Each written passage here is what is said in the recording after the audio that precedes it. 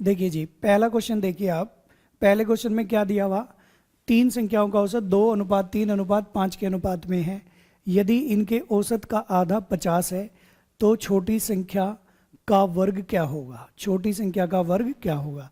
The ratio of three numbers 2:3:5, the average of half is the average of all numbers half is 50, find the square of smallest number. ठीक है जी।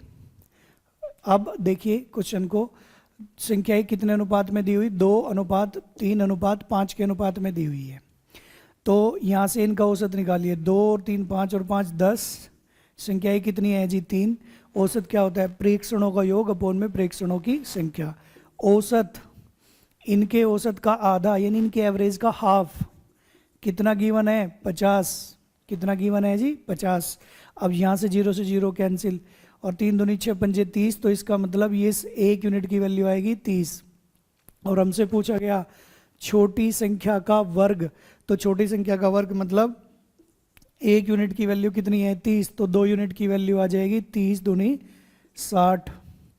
30 दूनी 60, तो छोटी संख्या का वर्ग क्या आएगा? 60 का स्क्वायर यानी 3600 आ जाएगा। कितना आंसर होगा जी? 3600। आई होप कि आपको क्लियर हो गया होगा। पहले तो इसका क्या निकालना? औसत 3 2 5 10, और 10 बटे में कितनी संख्या है? 3। 10/3, और उसका हाफ कितना लेना आपको? किसके बराबर दिया हुआ? 50 के। और 1 यूनिट की वैल्यू कितना है? 30 है। तो 1 यूनिट की वैल्यू 30 है, तो स्मॉलेस्ट नंबर कितना है? 60। और इसका स्क्वायर उसने पूछा छोटी संख्या का वर्ग। छोटी संख्या का वर्ग कितना आएगा? 60 का स्क्वायर 3600। कितना आएगा जी? 3600। आई होप कि आपको क्लियर हो गया होगा। अब बढ़ते हैं जी हम नेक्स्ट क्वेश्चन की तरफ। अब देखते हैं जी नेक्स्ट क्वेश्चन। ठीक है जी। देखिए क्वेश्चन नंबर 2 है हमारा कि 21 संख्याओं का औसत 36 है। इनमें से 12 संख्याओं का औसत कितना है? 15 है। तो बची हुई संख्या का औसत क्या होगा? तो बची हुई संख्या का औसत क्या होगा? तो इस क्वेश्चन के हम दो तरीके से क्वेश्चन कर सकते हैं। एक तो हमारा सिंपल मेथड है मल्टीप्लाई वाला, पहले मल्टीप्लाई से करते हैं, फिर एक डायरेक्ट मेथड है वो हम आपको बताएंगे। ठीक है जी। देखिए 21 संख्याओं का औसत यानी एवरेज कितना है? 36 है जी। एवरेज कितना है? 36। तो इसका टोटल आ जाएगा हमारा 21 × 36। 21 सिक्का कितना आएगा? 126। 12 21 63 और 12 75, 756। इनमें से 12 संख्याओं का औसत कितना है जी? 12 संख्याओं का औसत 15 है। तो यहाँ से टोटल आ जाएगा 180। 12 × 15 180। एक संख्या 15 है तो 12 संख्याओं का औसत, 12 संख्या टोटल कितनी आ जाएगी? 180 आ जाएगी। अब यहाँ से अगर लेस करते हैं तो ये 6 आएगा, 7 आएगा, और ये हमारा 5। अब एक बात बताइए, 21 में से हमने कितनी संख्या ले ली? 12। 21 में से 12 संख्या ले ली, बची कितनी? 9। 9 से अगर डिवाइड करते हैं तो कितना आएगा? 64। यानी एवरेज हमारा कितना आ जाएगा? 64 आ जाएगा। आई होप कि आपको क्लियर हो गया होगा। अब इसी क्वेश्चन का एक और मेथड देख लो, थोड़ा स्टैंडर्ड मेथड है, लेकिन अगर आप उसकी 1 से 2 बार प्रैक्टिस करेंगे तो पेपर में वो बिना पेन चलाए हो सकता है। देखिए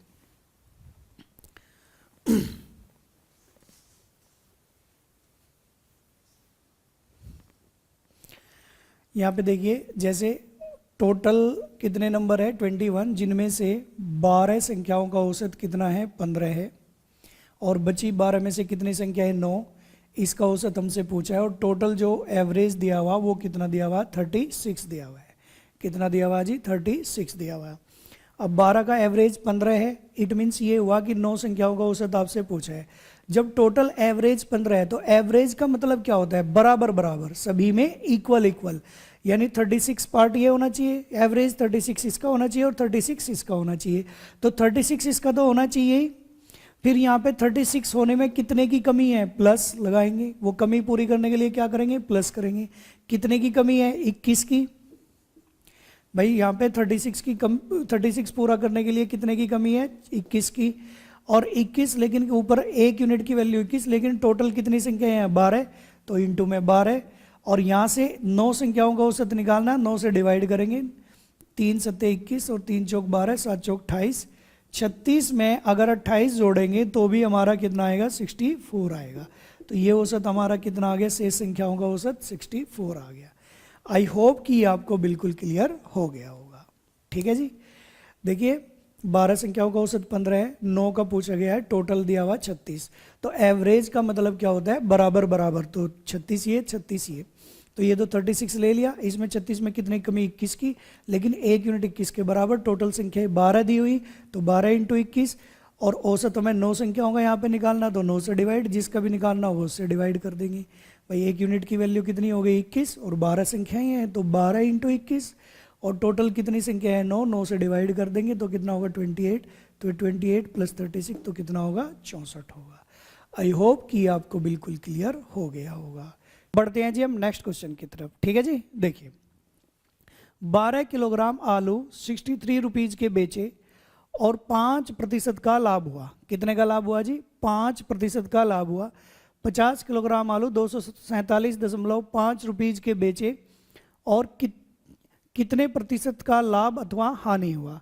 तो आपको ये प्रॉफिट या लॉस परसेंट आपको बताना है कि कितने परसेंट का प्रॉफिट या लॉस हुआ। ठीक है। अब देखिए जी, अगर 12 किलोग्राम आलू बेचे गए 63 रुपये में, तो हमें 5% का प्रॉफिट हुआ है। तो 5% का मीनिंग यहाँ पे होगा, 5% का मीनिंग होता है 1/20 यानी 1/20, और 1 का प्रॉफिट हुआ तो ये आ जाएगा 20 अपॉन में कितना, सॉरी 21 अपॉन में 20, यानी 21 रुपये में आपने बेचा और 20 में खरीदा। 21 यूनिट कितने कितने लेकिन बेचा कितने में, 63 रुपये में, मतलब कितने गुना है, 3 गुना है।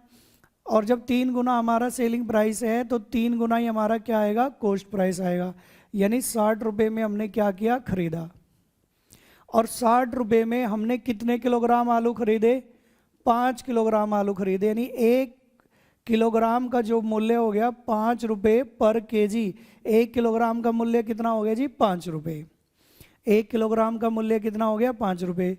अब खरीदा तो हमने 1 किलोग्राम 5 रुपये में, अब बेचा कितने में, सेलिंग प्राइस कितना है 247.5 रुपये में हमने बेचा 50 किलो, और जब इसे कैलकुलेट करेंगे तो 4.95 रुपीज़ आ जाएगा। कितना आ जाएगा जी, 4.95 रुपीज़ पर केजी। यानी 1 किलो कितने में बेचा, 4 रुपये 95 पैसे में, और 1 किलो कितने में खरीदा था, 5 रुपये में। तो जो यहाँ से लॉस होगा वो कितने पैसे का होगा, 5 पैसे का, और 5 पैसों को लिखते हैं 0.05।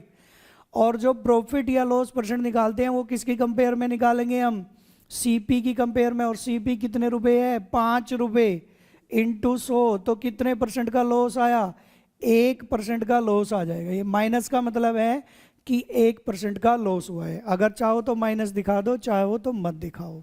ठीक है जी। एग्जाम में अगर है माइनस में तो माइनस पे टिक कर दो, नहीं है तो लॉस लिखेगा, 1% का लॉस तो वहाँ पे टिक कर देंगे। ठीक है जी। आई होप कि आपको बिल्कुल क्लियर हो गया होगा। ठीक है जी। अब हम बढ़ते हैं जी नेक्स्ट क्वेश्चन की तरफ। अब देखते हैं जी हम नेक्स्ट क्वेश्चन। देखिए जब नेक्स्ट क्वेश्चन देखते हैं हम, तो हम देख रहे हैं कि 2 पाइप एक टैंक को 6 घंटे और 8 घंटे में भरते हैं। 2 पाइप एक टैंक को 6 घंटे और 8 घंटे में भरते हैं, तीसरा पाइप 8 घंटे में खाली कर देता है। ठीक है जी। तीसरा पाइप 8 घंटे में खाली कर देता है। 8 घंटे नहीं है ये, 12 घंटे, 12 घंटे में खाली कर देता है। तीनों पाइपों को एक साथ खोला जाए तो टंकी कितनी देर में भरेगी, तो टैंक कितनी देर में भरेगा। देखिए मान लीजिए पाइप ए है, ए 6 घंटे में फिल करता है, बी फिल करता है, जो फिल करेगा उसे क्या लेते हैं हम, पॉजिटिव लेते हैं। और बी फिल करता है कितने घंटे में, 8 घंटे में। और सी खाली करता है कितने घंटे में, 12 घंटे में। एलसीएम लेंगे तो कितना होगा, 24 होगा। एलसीएम लेंगे तो कितना होगा, 24। अब हम देख रहे हैं ये हो जाएगा हमारा चक चौक 24, 8 3 24 और 12 दूनी 24। ठीक है जी। जब तीनों मिलेंगे तो ये हो जाएगा हमारा 4 और 3 7। देखिए ए प्लस बी और माइनस सी, यानी 4 प्लस 3 प्लस माइनस 2, 4 3 7 में से 2 गए, कितने बचेंगे जी, 5। क्योंकि देखिए ए 4 वर्क करता है, बी 3 वर्क करता है और सी खाली करता है। यदि ए 4 लीटर भरता है, बी 3 लीटर फिल करता है और सी कितना खाली करता है, 2 लीटर। तो 4 और 3 7 में से 2 गए, 5। तो 1 मिनट में कितने लीटर, 1 घंटे में कितने लीटर पानी भर रहा है, 5 लीटर। लेकिन हमें पानी कितना फिल करना है, 24। तो 24 फिल करना है, तो 24/5 यानी ये आ जाएगा 4 घंटे 48 मिनट। कितना आएगा जी? 4 घंटे 48 मिनट। आई होप कि ये आपको बिल्कुल क्लियर हो गया होगा। ठीक है जी, तो जो फिल करेगा वो प्लस और जो खाली करेगा वो माइनस। ठीक है जी, अब लेते हैं जी हम नेक्स्ट क्वेश्चन। अब देखते हैं जी हम नेक्स्ट क्वेश्चन। ठीक है जी, देखिए ए तथा बी की आयु का अनुपात 3:1 है। 12 वर्षों बाद इनकी आयु का अनुपात 11:5 है। ए की वर्तमान आयु क्या है? ठीक है जी, A and the ratio of A and B, the ratio of age A and B in ratio 3:1.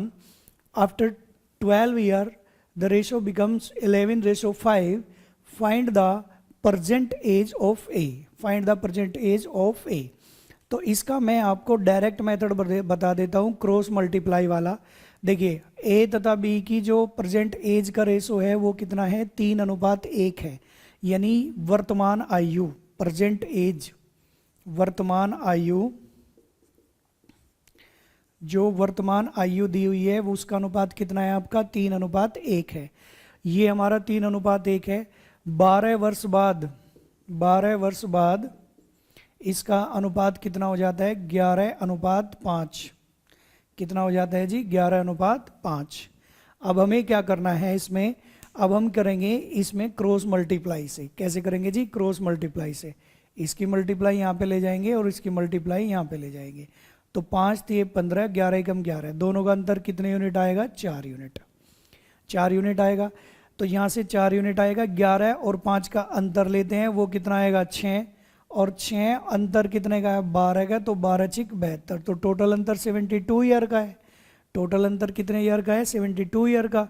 तो 4 unit is equal to 72। 1 unit की वैल्यू कितना आएगा? 18 ईयर। 1 यूनिट की वैल्यू कितना आएगा? 18। और हमसे पूछी ए की वर्तमान आयु, यानी ए और बी। तो ए कितने यूनिट है? 3 यूनिट है। तो ए की जो एज आ जाएगी 3 × में 18, तो कितना आ जाएगा? 54 ईयर। कितना आ जाएगा जी? 54 ईयर, यानी 54 वर्ष। ठीक है जी, एक बार फिर देखिए, 5 × 15, 11 × 11, 15 और 11 का अंतर कितने यूनिट आया? 4 यूनिट। फिर दोनों का अंतर 6 यूनिट, अंतर है 12 का। तो 12 × 6 72। 4 यूनिट की वैल्यू 72, 1 यूनिट की वैल्यू 18। तो ए की जो प्रेजेंट एज है 3 × 18, तो कितना आ जाएगा? 54 ईयर। क्लियर जी? बिल्कुल। अब बढ़ते हैं जी हम नेक्स्ट क्वेश्चन की तरफ।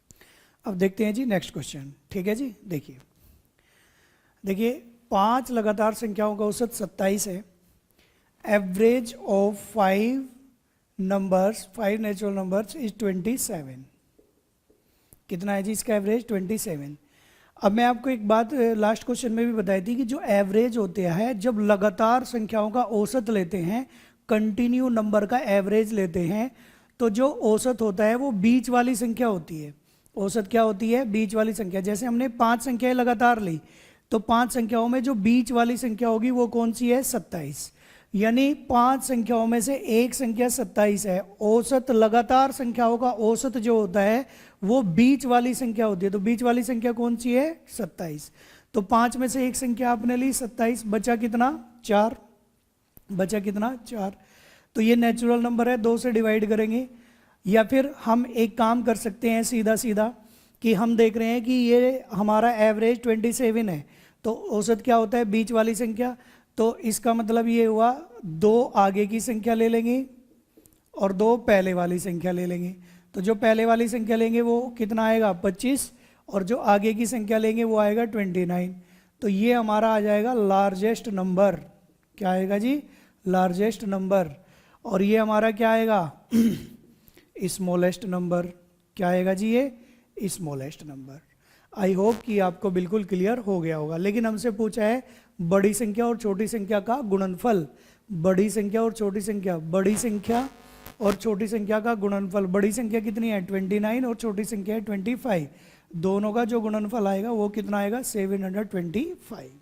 आई होप कि आपको क्लियर हो गया होगा। अब बढ़ते हैं जी हम नेक्स्ट क्वेश्चन की तरफ।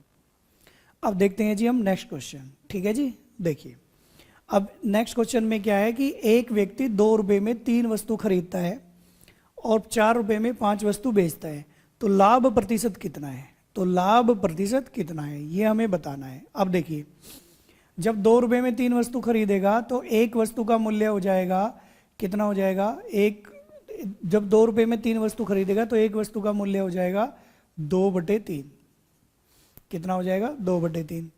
और जब 4 रुपये में 5 वस्तु खरीदेगा तो एक वस्तु का मूल्य कितना हो जाएगा, 4/5।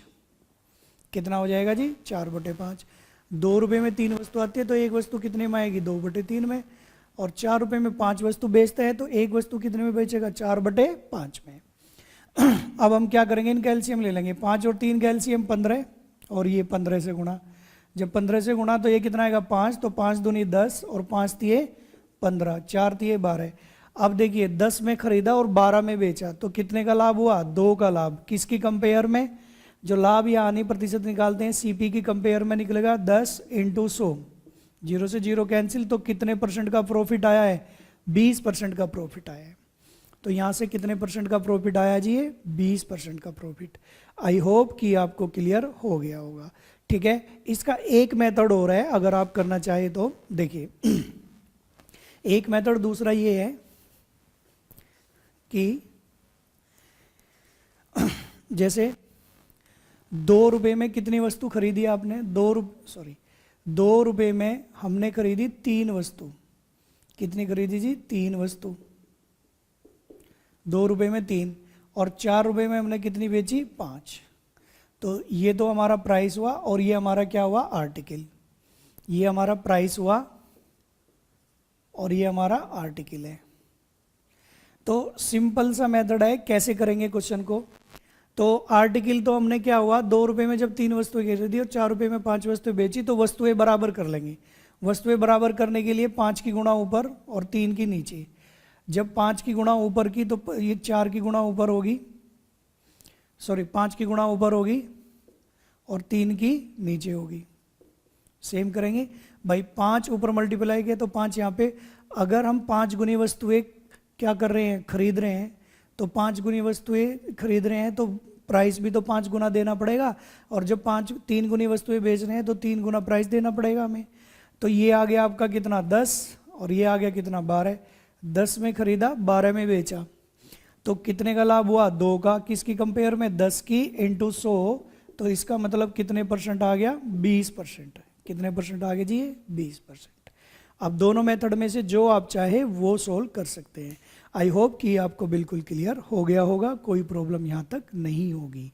ठीक है जी, अब बढ़ते हैं जी हम नेक्स्ट क्वेश्चन की तरफ। अब देखिए जी नेक्स्ट क्वेश्चन, ठीक है। देखिए, यदि एक वृत्त की परिधि और त्रिज्या का अंतर 37 सेंटीमीटर है, difference between circumference of the circle and radius is 337 centimetre, find its area, कि सर्कल का एरिया क्या होगा ये आपको बताना है। ठीक है, अब देखिए जो सर्कल इसकी परिधि है वो परिधि कितनी होती है हमारी, 2πr।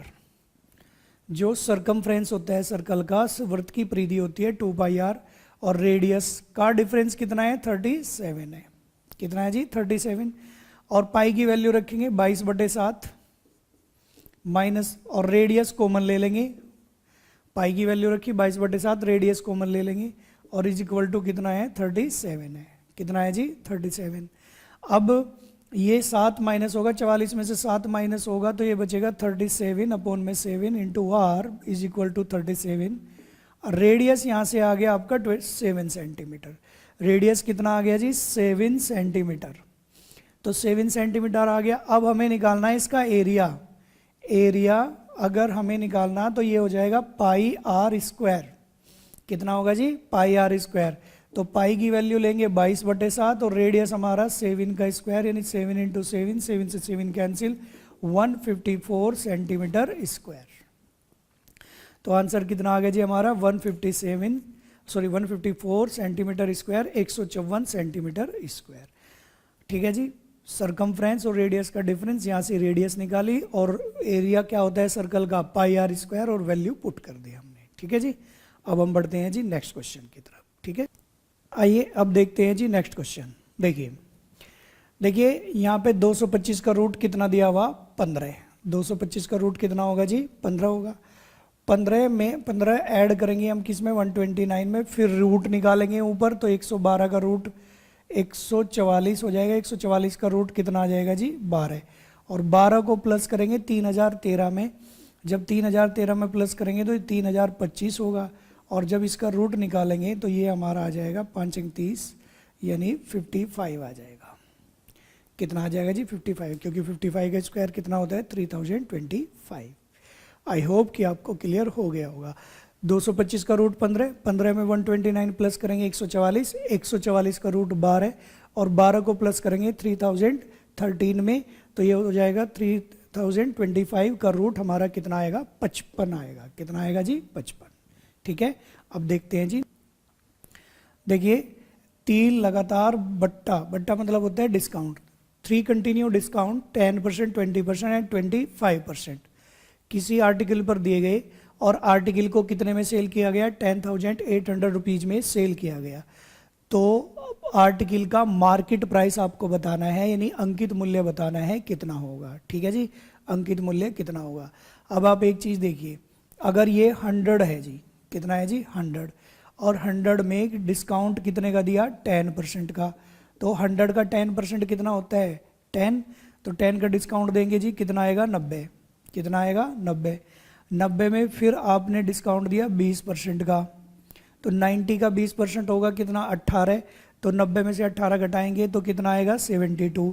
फिर इसके बाद में 72 आएगा जी, 72 के बाद में फिर आपने डिस्काउंट दिया कितने का 25% का, तो 72 का 25% कितना आएगा, 72 का 25% कितना आएगा 18, 72 में से 18 माइनस होगा 54, तो कितने में बेचा आर्टिकल को हमने 54 में बेचा। कितने में बेचा जी 54 में, और 54 यूनिट हमारी किसके बराबर है 10,800 रुपीज के, तो एक यूनिट की वैल्यू आ गई हमारी कितनी 200, और जबकि हमारा मार्केट प्राइस क्या था, क्योंकि डिस्काउंट किस पर दिया जाता है मार्केट प्राइस पर, मार्केट प्राइस क्या था 100 जी, तो 100 इंटू में 200, तो ये हो जाएगा 20,000 रुपीज़। तो आर्टिकल कितने का था जी हमारा 20,000 रुपये का। दोबारा फिर देखिए 100 पे 10% का डिस्काउंट दिया 90, तो 90 का 20% कितना होता है 18, तो 90 में से 18 घटाएंगे तो 72, फिर 72 का 25% कितना होता है 18 होता है, तो 72 में से 18 लेस करेंगे तो कितना आएगा 54, यानी आर्टिकल को हमने कितने में बेचा 54 में बेचा। तो 54 यानी ये सेलिंग प्राइस आया हमारा, सेलिंग प्राइस कितना गिवन है, बेचा कितने में 10,800 में, तो 54 यूनिट बराबर 10,800, एक यूनिट की वैल्यू 200, और 100 यूनिट की वैल्यू कितना 20,000, तो आर्टिकल की वैल्यू कितनी थी 20,000 थी। ठीक है जी, अब लेते हैं जी हम नेक्स्ट क्वेश्चन। अब देखते हैं जी हम नेक्स्ट क्वेश्चन। देखिए नेक्स्ट क्वेश्चन में क्या गिवन है, नेक्स्ट क्वेश्चन है आपका क्वेश्चन नंबर 11। 2 साल का CI और SI का अंतर 20 रुपये है। 2 साल का CI SI का अंतर कितने रुपए हैं 20 रुपये है। यदि ब्याज की दर 10% है तो मूलधन क्या होगा। ब्याज की दर कितनी है 10%, तो मूलधन क्या होगा। देखिए इस क्वेश्चन को बताने के बहुत सारे मेथड है, एक तो मैं डायरेक्ट फॉर्मूले से बता दूं, एक मैं अच्छे से एक्सप्लेन करके बता दूं, एक डायरेक्ट ही वैल्यू रख दे। नहीं, हम इसे क्या करेंगे डायरेक्ट अच्छे से एक्सप्लेन करके, मतलब डायरेक्ट ना बता करके अच्छे से एक्सप्लेन करके आपको बताएंगे कि किस तरीके से आप क्वेश्चन को सोल्व करेंगे। कुछ लोग क्या करते हैं कि मतलब डायरेक्ट फॉर्मूला रट्टा लगाया और वैल्यू रख दिया और आंसर आ गया। नहीं, ऐसे नहीं करना, क्योंकि यहाँ पर अगर वैल्यू हमारी किस में आ गई, अगर वैल्यू यहाँ पे हमारी किस में आ गई डेसिमल में आ गई, तो वो जो फॉर्मूले हैं आपके वो कैलकुलेशन काफ़ी टफ हो जाती है। तो तरीका देखते हैं अब किस तरीके से क्वेश्चन में अप्लाई करेंगे। तो यहाँ से जो रेट ऑफ इंटरेस्ट दिया हुआ वो कितना दिया हुआ है आपको 10%। क्या 10% को आप ऐसे नहीं लिख सकते, 1/10 लिख सकते हैं जी। तो हम कह रहे हैं यहाँ से कि हमारा 2 साल का CI व SI का अंतर 20 रुपये है। तो जब 2 साल का अंतर 20 रुपये है तो नीचे हमारी वैल्यू 100% होती है, मतलब प्रिंसिपल, तो प्रिंसिपल 10 रुपये। लेकिन अगर 2 साल का लेना है तो स्क्वायर लगाएंगे, अगर 3 साल का लेना होता तो क्या लगाते क्यूब। तो प्रिंसिपल हम कितना मान के चलेंगे 100, तो प्रिंसिपल हमने सपोज कर लिया हमारा 100 है। फिर हम देख रहे हैं कि 100 का 10%, भाई प्रिंसिपल हमारा कितना है यहाँ पे 100, तो यहाँ पे हम देखते हैं ऐसे ब्रैकेट लेते हैं 2 और बिल्कुल क्लियर हो जाएगा यहाँ से। 100 का 10% कितना होगा 10, और 100 का 10% 10, ये जो ब्रैकेट होते हैं एक लाइन में, ये होता है हमारा सिंपल इंटरेस्ट। कौन सा होता है जी? Simple interest. और आपको पता है कंपाउंड इंटरेस्ट में ब्याज पर ब्याज लगता है, तो 10 का 10% कितना होगा? 1। 10 का 10% कितना होगा जी? 1। तो ये तो हुआ हमारा सिंपल इंटरेस्ट, ये हमारा क्या हुआ जी? Simple interest. और ये ओवरऑल क्या हुआ हमारा? Compound interest. क्या हुआ जी? Compound interest. तो सिंपल इंटरेस्ट हमारा 10 और 10 कितना हुआ? 20। सिंपल इंटरेस्ट हुआ 20 और टोटल कंपाउंड इंटरेस्ट कितना हुआ? 21। 10 10 और 1। ठीक है। और मैं आपको एक बात बता देता हूं कि इस ब्रैकेट में जो वैल्यू रखी रहती है वो सीआई और एसआई का डिफरेंस होता है। इस ब्रैकेट में जो वैल्यू रखी रहती है वो सीआईएसआई का 2 ईयर का डिफरेंस होता है। तो सीआईएसआई का डिफरेंस 1 यूनिट है। 1 यूनिट किसके बराबर है? 20 के। और 100 यूनिट किसके बराबर होगी? 20 इंटू 100, यानी कितना हो जाएगा हमारा? 2000 रुपीज़। कितना हो जाएगा जी? 2000। आई होप कि आपको क्लियर हो गया होगा। एक और मेथड इसमें है, देखिए कैसे कर सकते हैं आप इसे। ये तो आपका एक्सप्लेनेशन।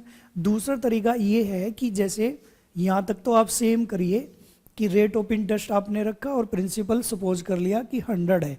अब यहाँ से 100 में अगर रेट ऑफ इंटरेस्ट आपका 10% है तो कितना आएगा जी? 10 आएगा। कितना आएगा? 10। और फिर 10 का फिर 10% अगर आप लेंगे तो कितना आएगा? 1। तो मैं आपको बता दूं, जब 2 बार अप्लाई करेंगे तो ये सीआईएसआई का अंतर होता है 2 साल के लिए। सीआई व एसआई का अंतर कितना आया? 1। तो 1 यूनिट किसके बराबर दिया हुआ आपको? 20 के। और 100 यूनिट की वैल्यू निकालनी, तो 100 इंटू 20 तो कितना आ जाएगा? 20,000। तो प्रिंसिपल कितना होगा जी? 20,000 होगा। ठीक है जी। आई होप कि आपको क्लियर हो गया होगा। अब मैं एक बात सभी स्टूडेंट्स को बताना चाहूँगा यहाँ पर, कि जितने भी आप लोगों से हमें क्वेश्चन मिले हैं, जो आप जैसे स्टूडेंट्स हैं, वो हमने यहाँ पर सोल्व कराए हैं। और दिन में हम इसलिए सोल्व नहीं करा पाए क्योंकि हम थोड़ा सा दूसरी वीडियो बनाने में लेट हो गए थे, इस वजह से हम दिन में वीडियो नहीं डाल पाए। लेकिन हम अभी आपके लिए जो एनालिसिस है ये बिल्कुल क्लियर है। इसमें थोड़ा बहुत डिजिट का डिफरेंस हो सकता है, बाकी जो क्वेश्चन है वो टाइप बिल्कुल सेम है। तो आप इसे देखें, तो इसे देखने से अंदाज़ा लग जाएगा आपको कि पेपर में आगे किस तरह के क्वेश्चन आएंगे।